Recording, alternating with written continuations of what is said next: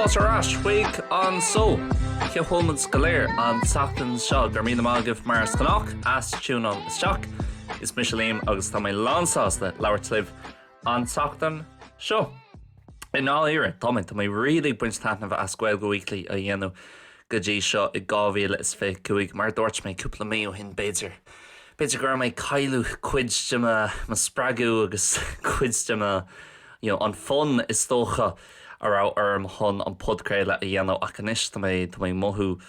gach iad a dhaoine a bhí mé ag dul a chola bí mé smaoinmh tá mé tú go mór le airsús ar madsan agus an podcréile a haftú agus an podcréile a dhéanamh so tásúlam ggóil sibse ag buint taithnamh as an seo go dtí seo i 2025 agus sibse ó bhfuil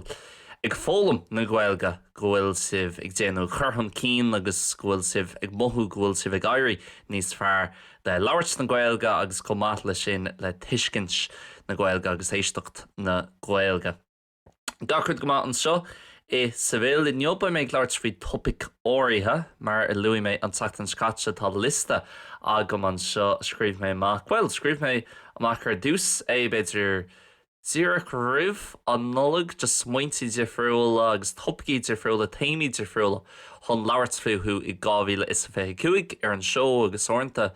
rihin smuoinmh nua nó téama nua lom agus bí meid sin fá caiithmé sin a scríb síos dearchanis muna dhéanam mé déanhí mé dearma there. So tá list agam agus tá sé airí níos fuide an tám ar fad. So tá neart topci tá neart smuointe agam le haid 2025 ar an bodcréile agus cean sin na topci cean amháin sin na topci ó bhfuil mé ag géirí labhairt faoi ar an só I mlína agus tá mé an labhairt faoi inne ná nostalgia. Tá actually gnearna mé episode amháin ar nostalgia beidir blian ó hin nó blian go le ó hin anis ar an bodcréile ceapam go mbeidh mé ag labhairt faoi I meallach nó I slí anna difriúil inne ná mar rá mé ag labhairt faoi beidir cúpla blian ó hin is an cin episode sin beidir 34 thart ar an am sin ach nimí cinnte. Scribhann an bhí mé ag labhairt faoi an PlayStation 1 agus mar sinse ar an seo. Ach, ar éanos, rud ag an simúil a hála ar madsan, bhí mé ag smaoinú mi cheann an bhfuil éon focail ar nostalgia sa Gaeilge. So ar éanos, thuaigh mé go tá sam nach úsáidstear aon focail ar nostalgia sa Gaeilge, just deirtear nostalgic, so le lán rudaí is tóchas is terma agus is focail nua aimsrithe é nostalgia I mBéarla agus cosúil le a lán focail nua aimsrithe I mBéarla ní de an ná níomh sáidstear an tastraán fiú mátá astraán as Gaeilge ní sáidstear é just úsáidstear an legan I mBéarla agus rud céanna fiú sa Spáinis agus san dális go minic just deirtear an focail I mBéarla mar tá sé níos nádartha agus tá na samta sé beganíon fórst agus tá cuma mí nádartha orintha ar na hastracánaí sin go háirthe leis an Gaeilge mar ghfuil béarla I bíonn na gach duine ó bhfuil Gaeilge acúb. So bhí mé léir an focail agus cheap mise ó nach mé chéin astracán ar. As goil bhfuil beidir go méid astracán ag astracán nua aimsire agus ní bheith sé rilí ceart. Ach bhíntas an dánar nar tháinig an dá ocail seo aníos. So má hénta go folklór Poncaí nóon, well, ní sam ní arna mé é seo ar teanglann nóon folklór ar lína eile ach ar folklór Poncaí ar éanos, mar churn tú isteach nostalgia. Tagan gá ocail aníos. An céad ceann, cua, C-U-M-H-A, seansnach mai sin ar ólas ag a lán daoine, ach an ceann eile ceapan go maiid sé ar ólas ag an lán daoine ná wakeness. Agus cinnn siad really an rud céine, so ar nói cinnn siad, well, tear an folklór Poncaí go gcéadaíonn siad nostalgia, ach freisin cinnn siad grief, homesickness, regret agus withdrawal symptoms. As bhíntas an dánar nuair tháinig mé wakeness go háirithe, ní léon cíal le sin. Ní léon buint nó ní léon ceangailte tócha idir nostalgia agus loneliness.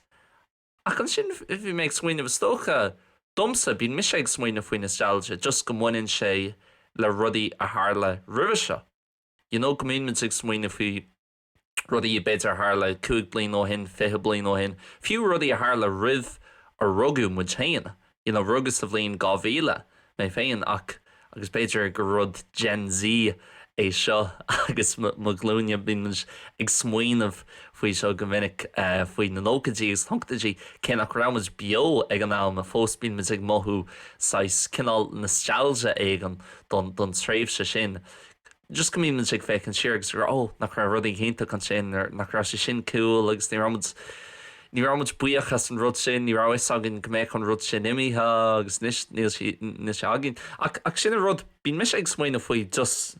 go muinn sé le rudaí a thar le ribhe seo. Ach béidir freisin go muinn sé leis an inis, don ná agus rudaí a bhíon ar siúil faoi láthair, agus cad nachhfuil agin faoi láthair, agus na rudaí béidir nach bhfuilmuid sásta lo faoi láthair. So ní bhain sé leis an past óháin, nach bhain sé leis an present agus rudaí a bhíon ar siúil tíor canis. So bhíontas an darnam nar tháinig mé, grá focail cómh dúilteacha ag buint le nostalgia. Fiú an sin bhí mé gurí lurg an definition in mBéarla. So in mBéarla an definition, a sentimental longing or wistful affection for a period in the past. So fiú an focail sin wistful, cin beidir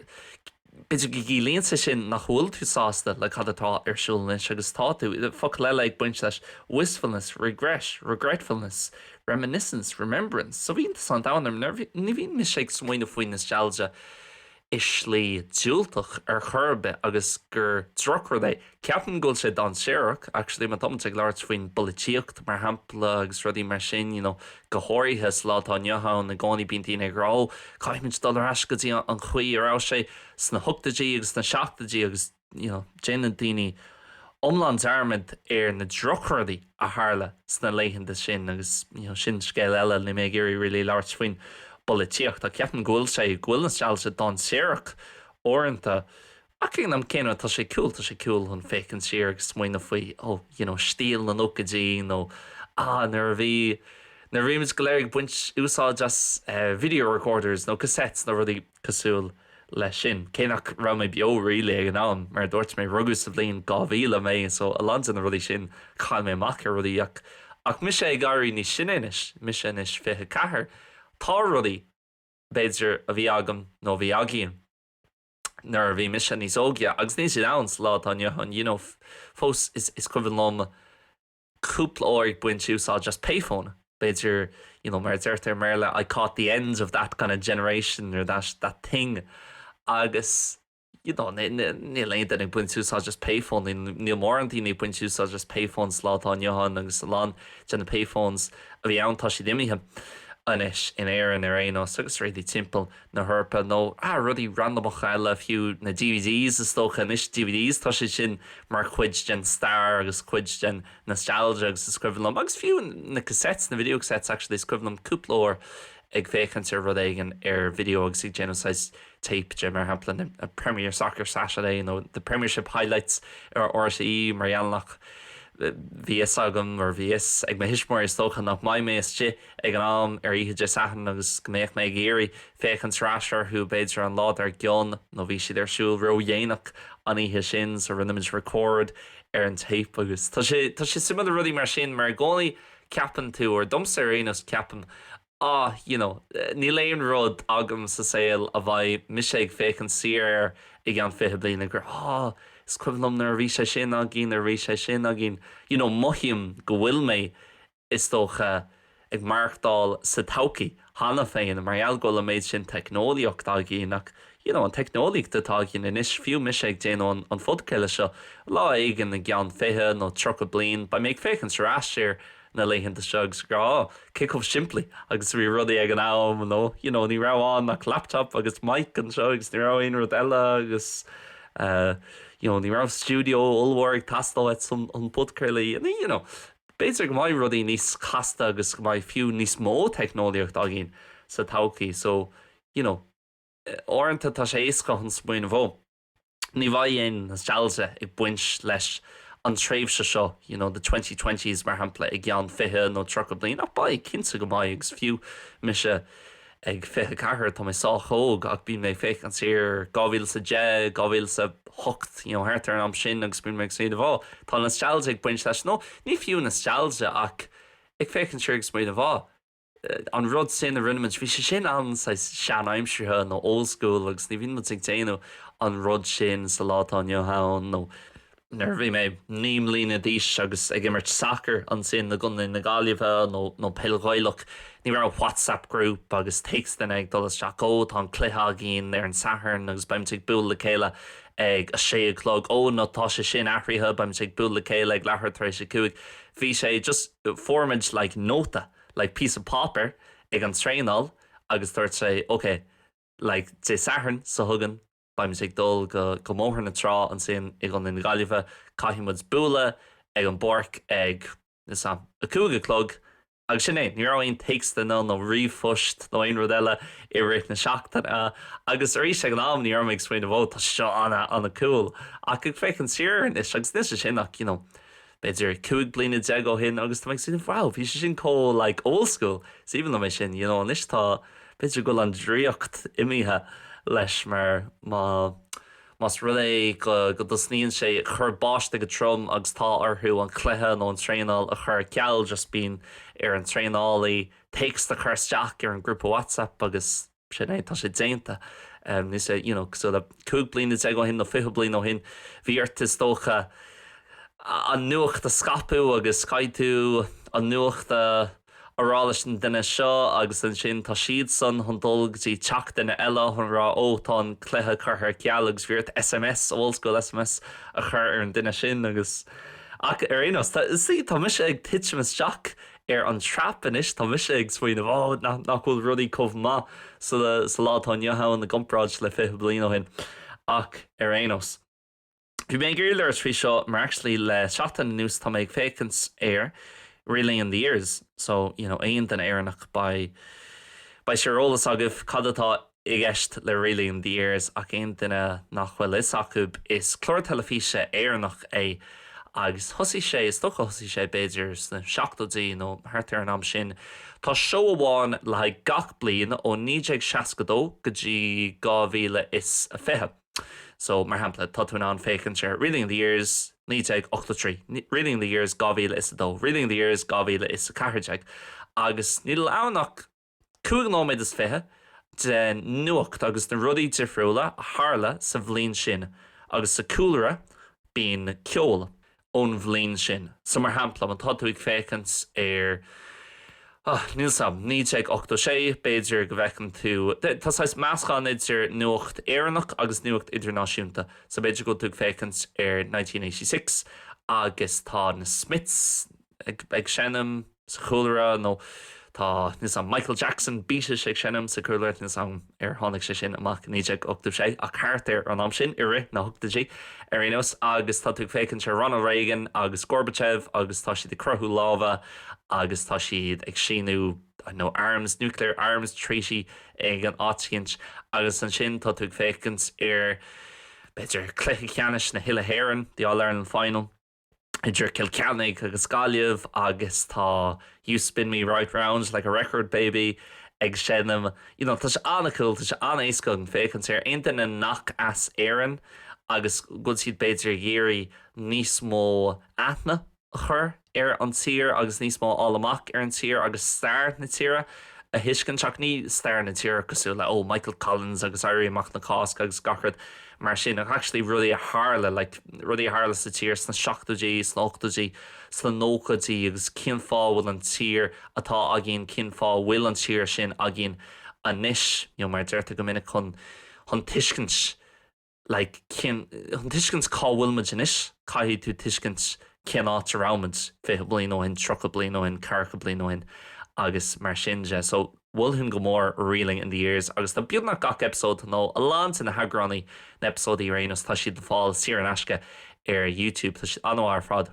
ach bhí méid fécinn tá mé géirí dul tríds an srá ar fad agus tá mé sna 8 faoi láthir bhí méid fécinn ar 83, 84, 85, 86 an sé na réit na seachtainna agus tá sé simúil mar stócha agus rís ní méid géirí dul isteach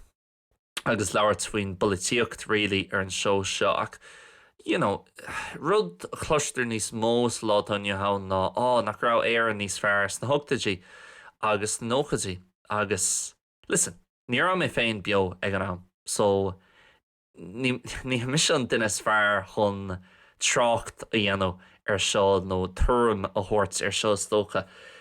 Ach Jesus, ag fécinn siar na thugtaidí riadaon the years fiú agus ag léamh beagnaín faoin stair agus na rudí difriúil a bhí siúil in éireann agus fiú fud an domhan ag an am sin. Wow, bhí sé go thuúfásach. Is tócha breathan sé, breathan sé an situation a bhí ag an am sin agus an postad agus gachar eile agus cáráú a chónaí bhí Seol go thomláin difriúil duine an beidir a bhí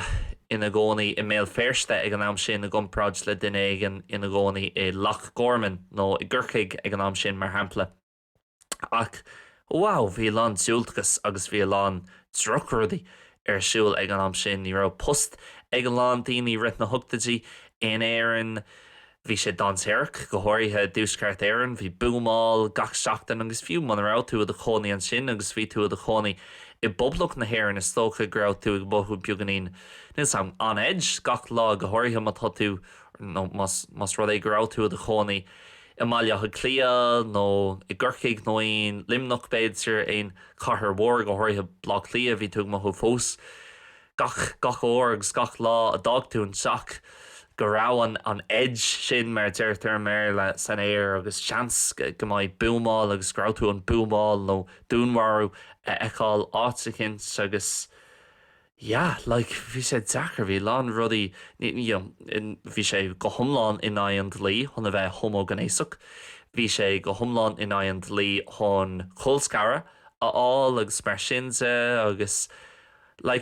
tá sam gra lán rudaí in éireann agus beidir gra siad níos fearr ag an am sin. Ach, God, bhí lán rudaí agus bhí siad níos measa, so nimí gra sin níos fearr nó níos measa ag an am sin nó bhfuil sé níos fearr. Sa látáine hán nó bhfuil sé níos measa sa látáine hán in éireann. Ach, wow, as cad tá feici amsa bhí lán trocrdaí siúil ag an am sin agus fiúas dócha i rint na nóchadí bhí lán siúil gus tá sam nuair tá tú ag fécinn sa rud ag sula sin sula reading an the years nó ag léamh na nuacht nó ag féchant an nuacht tagan rudaí níos brownaí sús agus is tócha tagan rudaí níos diúltacha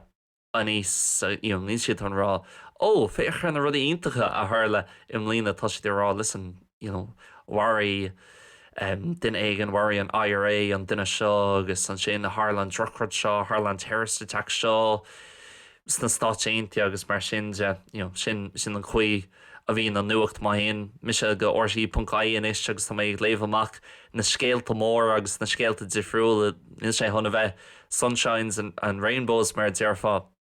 tá sé chuna bheith níos seachas beidir na scéalta a bhain na sport tá sé chuna bheith faoi rudaí níos stáire agus orintanta rudaí níos diúltacha sin mar bhíonn sé ach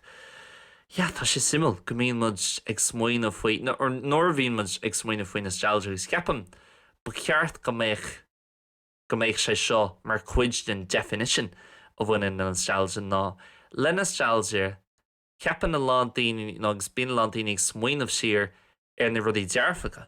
ach déan daoine dearmid na rudaí diúltacha agus cosú le aon rud agus moithim go mbíonn méid leabhart faoi seo an bud creile bíonn na gach seachtainna le aon rud bíonn pros agus bíonn cons bíonn rudaí dearfacha ag buint leis agus bíonn rudaí diúltacha ag buint leis ach le nostalgia agus nar bhíonn daoine ag smaoinmh faoi céadh maith agus bhí an tír nó céadh maith agus bhí an cluiche seo nó céadh maith agus bhí an sport seo céadh maith agus a bhí an telefíse agus strath na telefíse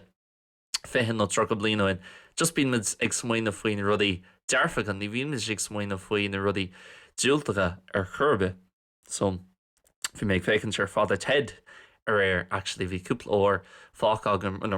rih dul chola bhí méid smaoinmh ní méid géirí dulgtí an lebh gotí seo agus an bhfuil sad an mothú an sin ag dear na seachtainna iad sa daí agus bíonn tú smaoinmh ní méid géirí tada dhéanamh tá sam go bhaid mé fear nóthach ó mórach leis an obair just tá méid géirí síos an tullag agus rud ag an eáil an telefís So dúirt mé what, tá mé an buganín fád a Ted a chur ar siúil mar gcónaí mé féin agus má chóir sa bhí ag déanú tagartí the Father Ted agus bhí ag déanú quotes agus rudí bar sin ach níl mór an Father Ted like episódí omlána actually feicia ceapan go an rud céanna go lán daoine éon éar nach péisce le ar éos so hí mé si agus bhí méid fécinn ar cúpla episód wow tá sé cóhgranmhar có simplí a cóhgranmhar ag an am céanna bhí méid fécinn ar episód iver 2 agus episód iver 3 tin céad shrá agus an the most boring priest in the world Father Stone ceapam or Father Michael an tanam a third ní cínta ach cóhgranmhar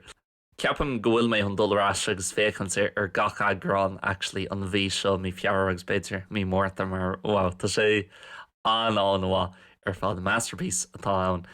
Agus arís le ruling sa le sin tá sé éasca rá ní léon rud cosúla sin ar orsaí inis agus ní léon rud ag teacht amach ar an level sin ar an level céanna agus beidir go sé sin fear agus tá an sin rá ach ag an am céanna tá bhdís mó ag teacht amach inis. So mar hapla tá sé éasca más rud ag daithníon na Father Ted leat. Tá sé éasca an fécinn siar agus bhí sé bhain níos fearr san nóchadí bhí tú an sí síos agus fécinn siar Network 2 agus Father Ted eáil agus taitna bh winchas ach mar hapla mas rud é nóir hatan Father Ted leis.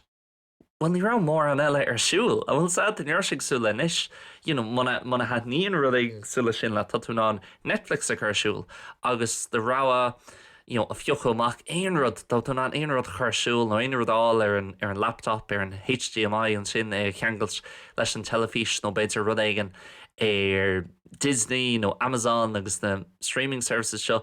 go léir tá bhád níos mó ráha agat so má tá sim agat I dopaic áirithe tá sé go hinntaach slátáin hon ach fé blian ó hin más rud é grá sim agat I rud éigen an sa specific agus rud éigen ar le agus ní rá sim agat I rud éigen mainstream cosú le Father Ted. Sure bhí tú fecht ní rá aon rud ar siúldit agus ní rá gá nó beidir 3 channels agat thugn féchan sarthú.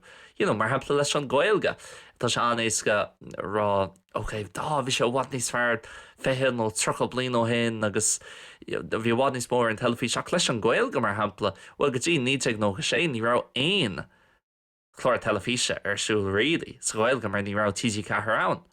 agus an sin ní ag ní sé ceapam thosaí telefís na Gaeilge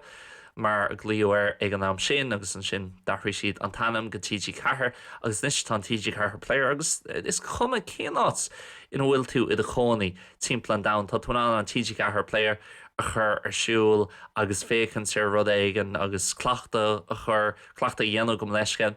ar do chud Gaeilge agus tá na fóhéid agat agus mar sinse. So I gánaí tá sé éascán fécinn siar agus is tócha sin an príomhrud atá le rágam faoi nostalgia ceapan áirinta ghfuil sé don séir agus listen bíon me sé ag smaoinmh siar rudaí agus ag smaoinmh bháin nach ra sé sin cool agus seo rud a hagan na níos go minic ar an budgréile mar chun na ógus tócha le den óg tá mé sách old school agus tá sima go mid lán rudaí sa stíl 8Gs de stíl 9G genimireacht gan má córta I úsáid genimireacht gan Revolution agus PayPal úsáid nar tá mé an déanaid bíonna gacrad ar déanaí mise ar aonas bíonna gacrad le airgad tíirm le cash má tá mé an agus is maithlam an papar nóchtán na ceannach is maithlam a bheith ag léomh is maithlam a bheith scríomh mac rudaí ar le peann agus papar ní haníonn sé le mór an a bheith déanú rudaí ar an laptop má tá mé an dhéanú le peann agus papar agus is an rudaí difriúlaach sú le sin is maithlam an fón a chuineáil le airplane mode go dtí meán lei mar ampla níl an idirlín rilí níl úsáid buint aga me san idirlín go dtí seo agus tá sé 10 ar maidin agus me sé ag tafaidú anis ach ag an am céanna bín méid buint úsáid as Spotify bín méid buint úsáid as Instagram agus rudaí sa le sin mar taithníonn siad lom so ní maithlam nar bhíon daoine rá bhí gachrad níos fearr sna an óchatí bhí gachrad níos fearr sna thugta dé bhí well I mthirm se agus tá an ceart a gachtainna chun a good tuirmí a chur núil agus a good tuirmí a bheith acu is tóchach domsa bhí rudaí agus cinntegrá sin níos fearr bhí rudaí agus bhí sin níos massa ach níos mó éon rud just bhí rudaí difriúil agus ceapan áirinta cai tú bheith chomach nuair tá tú ag féchann siar agus ag smaoine siar ar rudaí a thar le ribh seo mar ní féidir leat an good a bheith agat, an maithas a bheith agat, gan an olcas a bheith agat without having the bad. Ní féidir leat rá, bhí rudí níos fearr in éireann sna thugtaidí nar bhí an Irish puntagin, agus bhí tú an, ní rá tú buint úsáid just rud ag an orpach, bhí tú buint úsáid just rud ag an éireannach, agus tá i ceannach rud ag an sa siopa. Sí ceart leir, tá tú an é sin rá. Ach ní féidir leat é sin a thógáil ras gan na triblótaí a bheith agat, mar hampla. Ní féidir just rá, bhí rudí níos fearr an am sin mar X, Y and Z, well, caiit is smaoine faoi A, B and C a bhí ar siúil ag an am céanna freisin. So, tá na strategic jazz agus tá sé cool agus, fiú le an spéiclí tágam, na spéiclí tágam go leis go beidir bíon daoine ag féchann sé ar Instagram agus YouTube agus na físeánaí a bhíon me ag taifdú hálan sin agus ba na spéiclí ba aithnágah ar na spéiclí bhíon me cathú agus orintanta bhíon me cóirde ag rálam ghfuil cuma orm cosú le duine ag an as na thugtaidí beidir cosú le Gerry Adams na rud ag an cosú le sin agus is málam an stíl sin le fiú na jeans a bhíon me cathú an stand stíl sin. Tá sé cool an féchann sér agus an PlayStation 1 nar doscail tú an PlayStation 1 an fúm sin a rinne sé. Tá rudig sile sin an chúl agus tá sé jazz an féchann séach. Tá sé danseach, orintanta tá sé danseach chun an bhrá. Ach bhí an saoil, bhí sé chéad fan géad níos fearr ag am sin, mar lá igen ag gceann 5 bliain, 3 bliain, baimid ag féchann rás ar na 2020s, má táid fós an seo tásúlan go maiid, agus baimid ag rá bhí rudaí bhád níos fearr sin. Tá mé céad fan géad cinsa faoi sin, baimid ag féchann siar ag gceann 5 agus 3 bliain, mar sin a rud, tá mid ag féchann siar ar na nógadí inis, cinsa agus beidir go maiid daoine ní sinne le cuimh na má in an is seo to verify agus to back up this to corroborate it. Cinsa snógadí agus ní raibh mé féin beo an am ach tá mé cinsa gur daoine snógadí agus dúirt siad bhí rudí níos fearr sna seascaidí, bhí rudí níos fearr sna chuigeidí. Tá mé céad fan géad cinsa bhí sin cloisteáirnta daoine i London inis, no i London is Sasanna,